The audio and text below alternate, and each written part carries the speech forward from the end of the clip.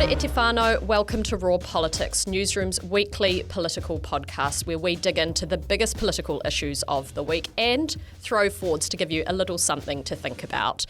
Joining me this week on Raw Politics is our National Affairs Editor, Sam Sachdeva. Hey Sam. Kia ora. And up in Auckland, as always, we have Newsroom co-editor Tim Murphy. Hi Tim. How are you guys?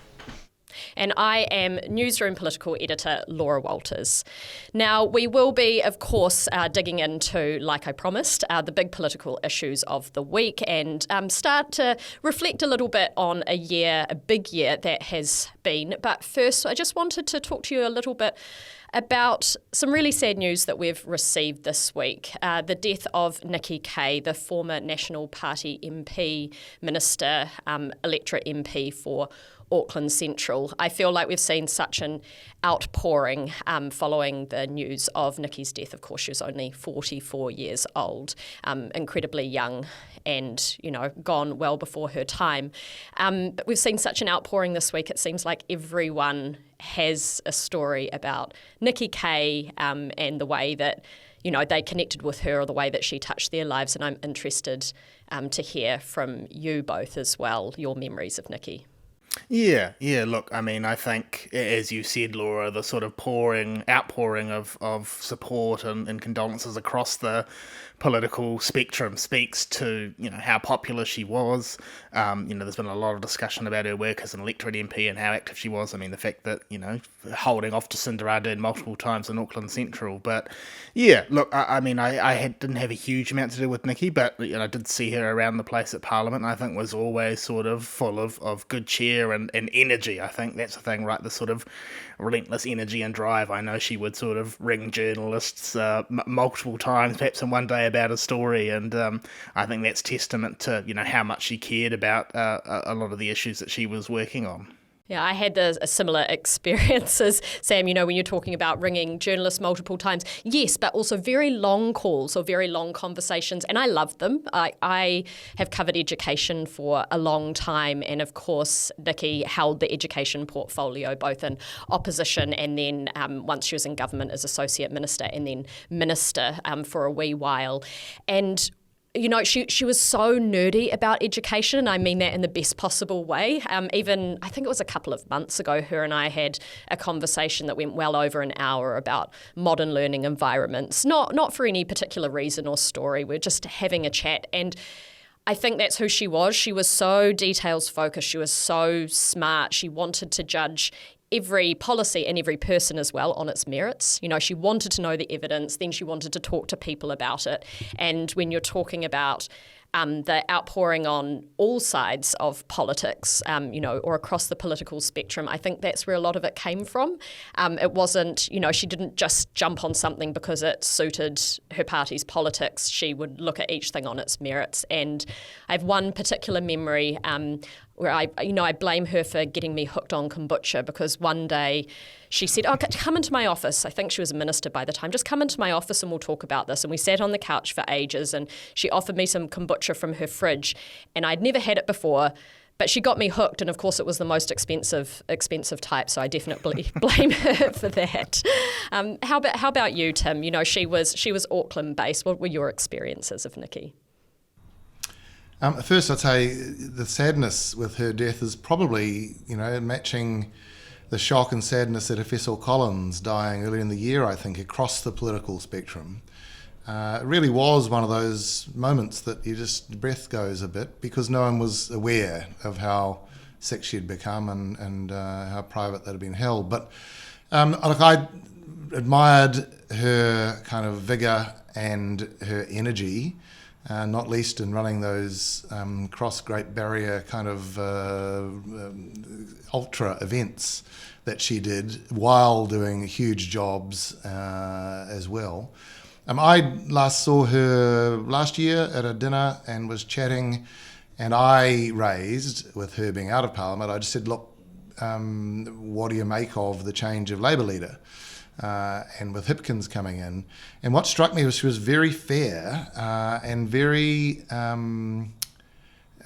giving and positive about what Hipkins might bring to it. She actually used the term that her party should watch out because he's something of a political savant, which struck me as being very gracious and generous.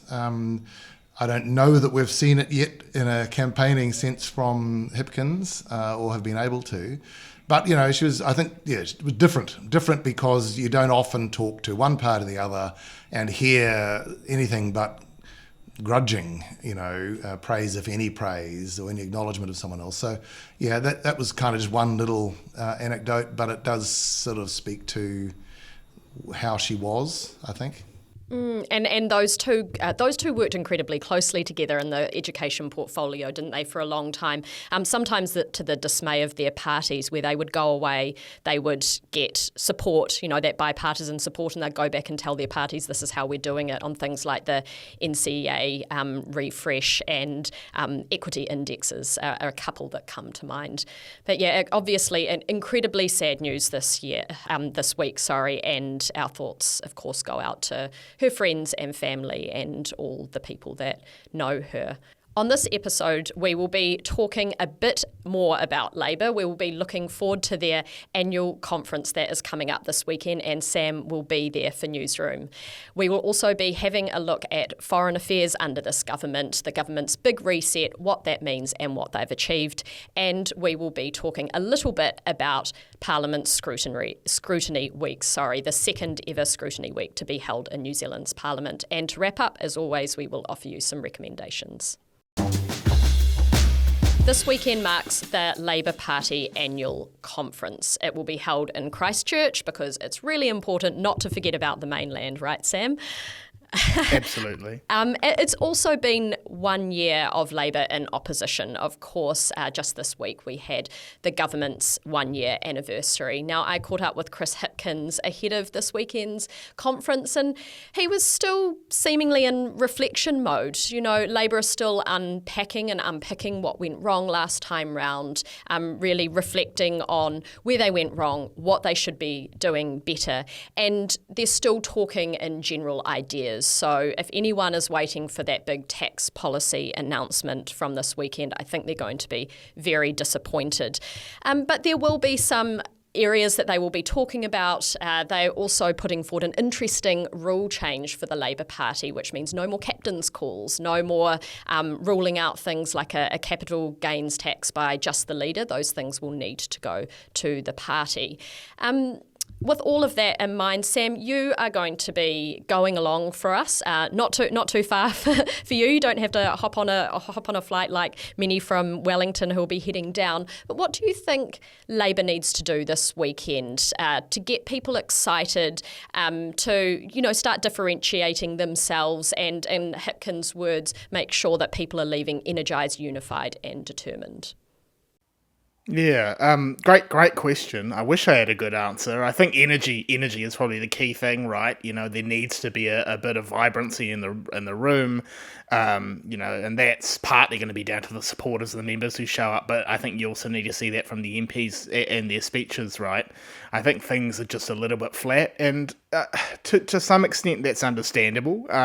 We're only, what we've marked 1 year this week since the government's formation, and it feels like so much longer than that. I don't know if that's sort of a post-COVID thing where, I don't know, things seem to sort of extend out, but it feels like we've had a very action-packed year. But yeah, one year since Labour formally went into opposition, it just takes time, right? Like the phone is off the hook for a while, but I think the main thing they'll need to show is that, they've got the membership behind them, that they can sort of energise the troops, and that there is some sort of vision, even if it's a little bit vague at this point, if they're sort of trying to hold things back.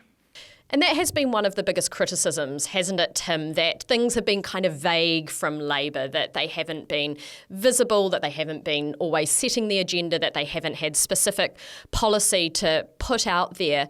Do you think that is a fair criticism, or how have they done this compared to other opposition parties? How have they fared in the past year? I don't think it's fair in that there's nothing much that can be done.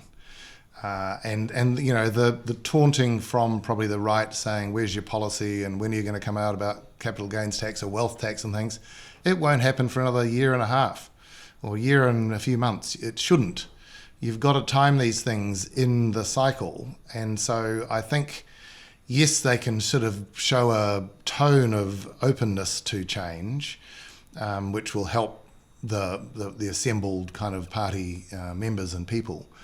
But they can't really get into that. They shouldn't. Tactically and strategically, they need to hold back. Same with any decision on a leader. I've said repeatedly, I think that when you get 26% in or 27, whatever he got, as leader last election, that I don't think Hipkins will make it back to standing again as leader. But they can't and didn't, and they wisely didn't just throw him overboard or try to, or he didn't just walk. There needs to be a transitional phase. I don't think he'll prove that he can do it. They might, though, not move on leadership in a year or year and a half either, because they might accept that New Zealand doesn't turf out governments often much at all after one term. So they might think, actually, this is a 5-6 year program, not a 2-3 year program. And so that might be left, and I might be wrong. He might lead Labour into the next campaign, but almost as a default and almost betraying a view that they don't expect to win it. But if they do make a decision to go again on a leader, then that needs to happen next year, maybe this time next year, about the time where they're really framing up and ready to start launching policies. The timing is everything, isn't it? Don't go too early, don't go too late. Who knows the perfect moment? I'm also interested to hear what you both think about how Labour and the Left Bloc generally has performed in the polls this past year. Of course, we know, polls count for not a whole lot. They also don't tell us what's going to happen at an election this far out. But the left hasn't done too badly. We have had multiple polls during the past year that has put the Left Bloc ahead of the Right Bloc, the governing parties, which I think is incredibly interesting. Do you think that says anything about Labour's performance, or does it say more about the government's performance, and how much should we read into those? Yeah, I mean, I personally would view it probably as more of an indictment of the coalition, so to speak, that they are just not winning over the public. We haven't seen that sort of honeymoon period, and I think Winston Peters talked about that in an interview with, might have been The Post this week for the anniversary. But I'm not sure that it's a reflection of Labour's performance per se, more that, National Act, New Zealand First haven't managed to sort of win over the public. You think back, I'm just reflecting, after the 2017 election, National was actually doing quite well in the polls against the coalition. So, 1 year, even 2 years into that first term, things were tracking really well for them, and then it all sort of fell apart. So a little bit too early to say that it's sort of a sign of a good sign for Labour and the Left Bloc, but it could be worse too. So I think it's fine, but clearly a lot of work to be done. Yeah, it could be worse is probably the right kind of phrase, except that, Labour, as far as I can see, and you might remind me what the Talbot Mills poll had them at this week, but in most polls they've still been just nudging around 30 or even under 30. But that's where you need to be as a minimum, don't you? You need to be able to spring from that in the next half of the election cycle. So, but having said that, the decision to work together more closely, the three parties of opposition, which we saw over the Treaty Principles Bill, I think, and sort of talk about the hikoi, and again on Thursday morning, the three parties put out a joint press release with the three logos on top, talking about early childhood, I think, education. That's interesting to me. That would be a pretty hard three-way to keep together as a campaignable, proposition in an election campaign, if you're all going to throw in together explicitly rather than implicitly. But in the meantime, it probably does, bring together thinking and present it as a strong alternative from the other side, yeah. And Sam, just lastly, what should people be looking out for in the conference this weekend? Who are the big speakers? What are the policy areas or the issues that Labour is going to be focusing on? And I guess that will give us a little bit of insight into what they think are going to be the big issues or areas, at least over the next few months. Yeah, so we've got, I think, Barbara Edmonds and Willie Jackson speaking on the first day of the conference this Saturday, and that's going to be very interesting. Willie is nothing if not a passionate orator, so I think what he has to say about the Treaty Principles Bill and this government's approach towards Māori and how Labour are going to deal with that is going to be fascinating.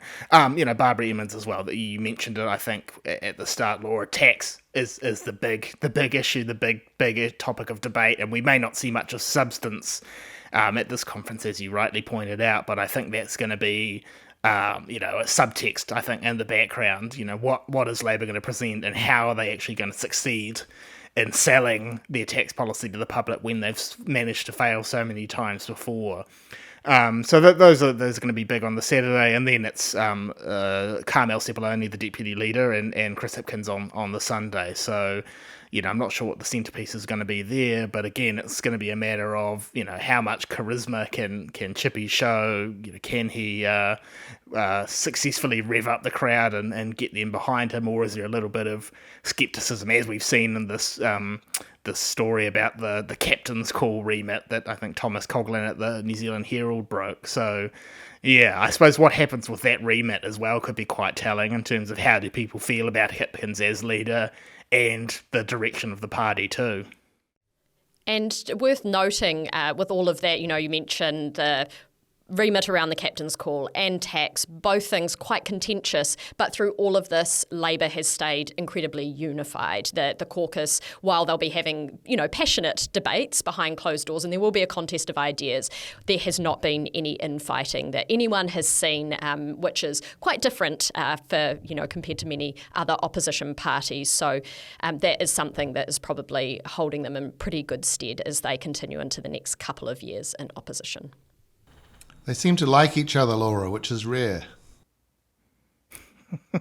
Rare but important.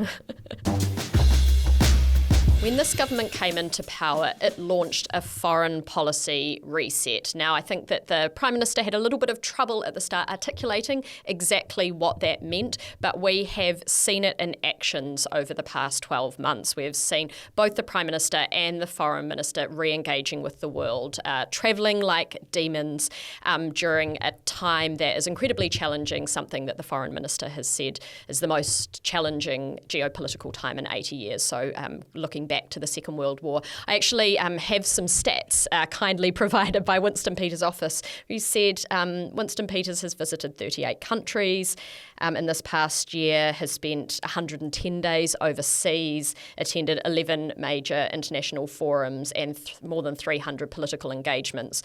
This isn't me doing his PR work for him. It's just trying to give people a little bit of a sense of how important this government thinks its foreign policy agenda is.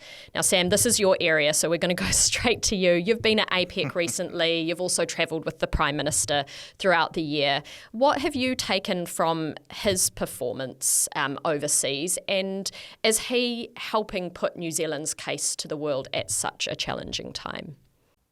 Yeah, look, I think there is a lot of energy there to give him and to give the government credit, and that's sort of what he's talked about, hustling and getting out there, and is sort of grating as some of those phrases are. I think it has been helpful. He managed to fit a lot of bilateral meetings in while he was at APEC, talked to the Indonesian president, the Singaporean leader, the Peruvian president while he was there, and of course the big bilateral meeting with his first face-to-face meeting with Xi Jinping, Chinese president. So look, I think the fact that he is trying to travel quite a bit and working the room with leaders is valuable. He's a very tactile politician. There's been a lot of commentary about this, but there's lots of sort of backslapping and arms around the shoulder and that sort of stuff, and you sometimes wonder how that's being received, but seems to be all right. He was doing that, I think, with Anwar Ibrahim when he had a pull-aside meeting with him. I saw the sort of back-clapping and arm around, and so I think he's very personable, and that's one of his strengths. I think he likes working the room and being involved in that. In terms of the depth of thinking, I'm not sure so much. it's kind of hard to get a sense of what he wants from New Zealand's foreign policy, other than that he wants us to trade more. That came up in all the meetings he had. It was about, let's increase trade with Indonesia, let's increase trade with Singapore, let's increase trade with Malaysia, and so on. And that's fine, but one of the criticisms you hear of New Zealand foreign policy sometimes is that we're too focused on trade. It's all about the economy and all about making money, and not so much about some of the softer elements. So, I'm not sure that his messaging will sometimes help with that. But at the same time, I get it, because he views things in a very economic lens and sees that as very important. And they've got this very high-profile target of doubling trade by value within 10 years. So he's going to have to be driving towards that. So, look, I think good signs, but in terms of that sort of depth of thought, I think there's maybe a little bit more work there, at least on the Prime Minister's side.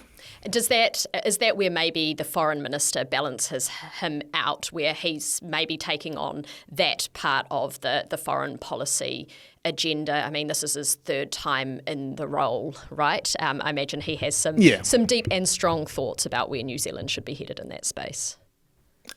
Absolutely, and I think you've talked about his pace of travel, quite striking, particularly compared with his last stint as foreign minister under Jacinda Ardern, where he was seemed to be delegating a lot more to his undersecretary, to the trade minister. He actually has done a lot this time around, so I think he's very engaged in that space, and Christopher Luxon seems relatively happy to sort of delegate to Winston Peters. There's this normal line that the Prime Minister is really the chief foreign minister, and you saw that a little bit with Jacinda Ardern, where she dictated a lot more in terms of our engagements, and that's still the case to some extent for Luxon, but I think lesser. He seems more happy to give the space to Winston Peters and let him do some of that work with countries and perhaps in the trickier areas. And Tim, I mean, like we've said, this is Winston Peters' third time in this role. He's done this, massive amount of travel. I think we need to mention, he is 79 years old. This is a punishing travel schedule for him. What do you think is driving him, having watched him over the years? Is he chasing a legacy, or do you think, what do you think he's achieving with this? I think it's the same as his domestic policy drive, really. The vision is a rear vision mirror. He is looking to times that he holds fondly in a nostalgic kind of way, where New Zealand, Australia, UK, America were kind of absolutely tight, all in March together. And I think he's the same as with domestic policy. I say he thinks back to when things were a lot better in this country for our farmers and manufacturers and all those kinds of policy ideas. It really does, and the tilt now with AUKUS, I think, and the kind of strong attention from Peters to the US. I mentioned to Sam this week, I noted that Peters put out on Twitter himself an exchange or a meeting he had with Scott Brown, the former ambassador here under Trump. And Brown's a very personable guy, and Peters is, as we know, but they were backslapping basically, and Brown said New Zealand has had no greater sort of advocate for being allied closely to the US about Winston Peters, and Peters then happily retweeted that. So I think it shows that it's very important now to him to keep this process of allying tightly with the US. He probably thinks he, as an older statesman, has some kind of standing that might appeal to some in that Trump administration as well. Someone who's been round, is a bit of a kicks up against the prevailing recognition of China as the rising power, and that everyone's got to accept and go along with, and also anti-woke, anti kind of, things liberal domestically and in foreign policy. So, he has his role, Peters. I do fear, and Sam, you're going to half smirk and half cringe when I say this, but I do fear what might go in those one-on-one discussions that he has, because if you watch Peters in Parliament, in the House, and in press stand-ups and press conferences, he talks a lot of nonsense, a lot of the time. And his dad jokes and his attempts that sort of launching and not really landing some of these kind of old tropes. So I do fear sometimes when he sits down with, very important people, that it carries better than just being a guy who's been around, knows how to sit, knows how to dress, knows how to behave in these meetings, that I hope we're getting some messages across that make sense and carry. And probably helpful that he will have his officials and his advisors in the room right next to him, Tim. Before we head on to the next section, Sam, I'm interested to hear your thoughts on the big areas to watch out for next year. What countries, what flashpoints, things like that should we be, thinking about as we head into 2025? Well, I apologise because I have no doubt that people are already sick of hearing about Donald Trump, but we've got 4 more years of it, so buckle in. I think that's the big question, and you talked about that a little bit, Tim, the relationship with the US. Are we better prepared for the sort of roller coaster ride of a Trump administration compared with his first term? And then we've got some major foreign policy issues that are going to be hugely affected by what position the new president takes. AUKUS, Pillar 2, does Trump still want that to happen? Will we want that to happen if he's there? Does that become a harder sell for the New Zealand public? Things around tariffs. We've seen the announcements, I think it was this week or potentially last week, where he was going to sting Mexico and Canada with, was it 20 or 25% tariffs, and China an additional 10%.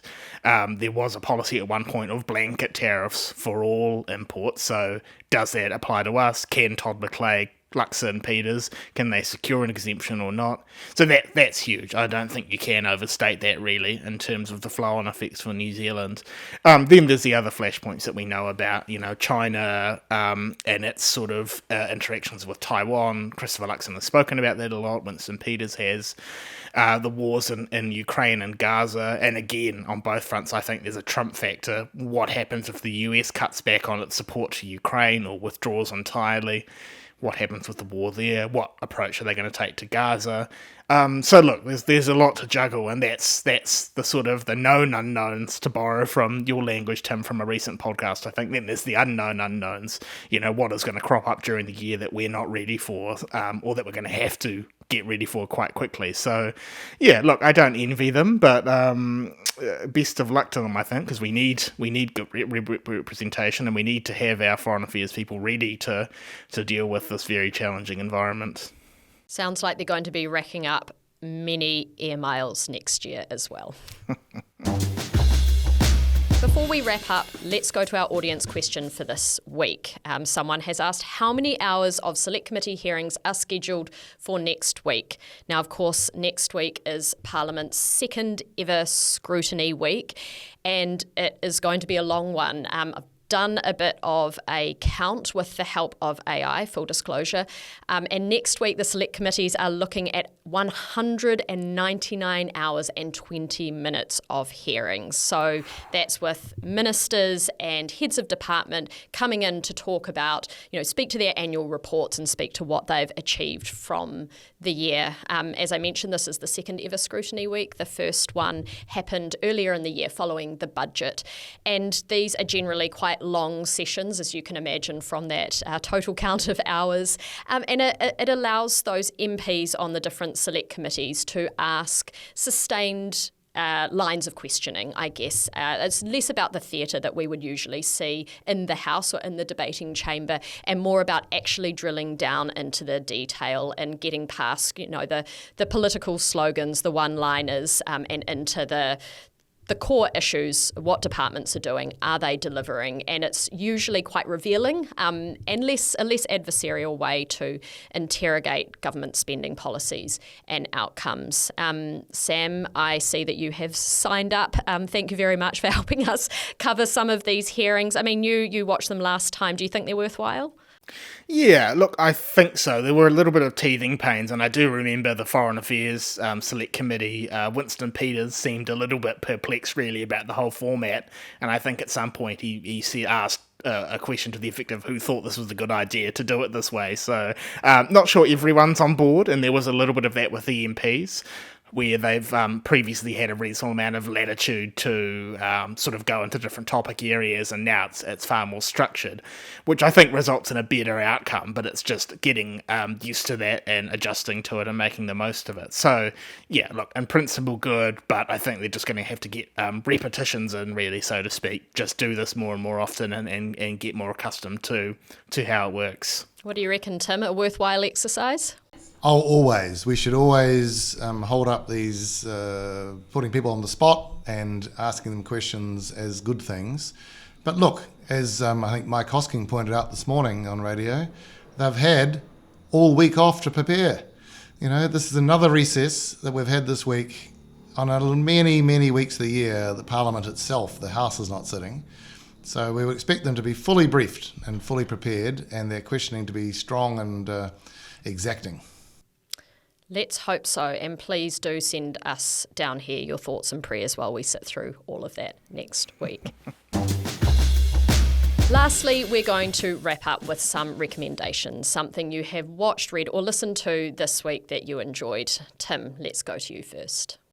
Mine is a podcast that Newsroom was able to republish, which was an interview done with Nikki Kay earlier this year while she was on the island and from Aotea FM.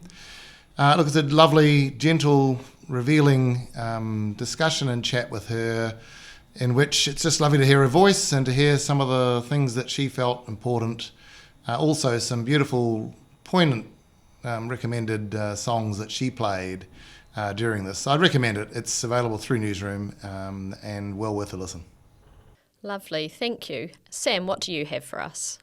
Yeah, well, look, we mentioned it in passing, the 1 year anniversary of the government's formation this week, and I really enjoyed the piece that you did, Laura, with our colleague Fox Mayer on an analysis of the regulatory impact statements for all the government legislation. I think it was quite different to what I saw in other outlets and useful in terms of saying, you know, what are officials reporting on, how do they view the approach that the government's taken in terms of legislation, and where are the shortcomings. And there was a bit in there about, you know, how there hasn't been enough time to gather evidence, things have been very fast-paced, and there are sort of downsides to that. So I thought that was a really interesting way and a useful way to look at how the government's first year has gone. Very kind, Sam, and I would like to say that Fox did the hard yards on that one, trawling through I think it was 84 documents in the end. But yes, thank you. I'm glad that everyone thought it was worthwhile.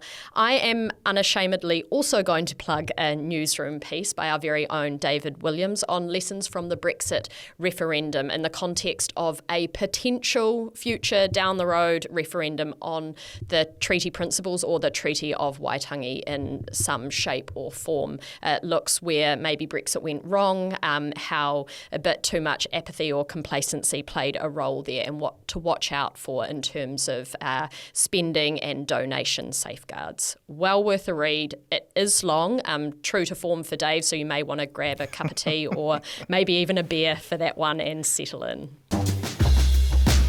That is it from Raw Politics for this week, and I would remind our audience that this is our third to last episode. We all know that you will have withdrawals when we go on the Christmas break, so start preparing now. A big thank you, as always, to our producer Dave Filoia-Li'i and our readers, listeners and viewers. If you have any burning thoughts, questions or feedback, even the humbling sort, please do send it through to me. My email is laura.walters@newsroom.co.nz. You can find us here next week on YouTube or wherever you get your podcasts.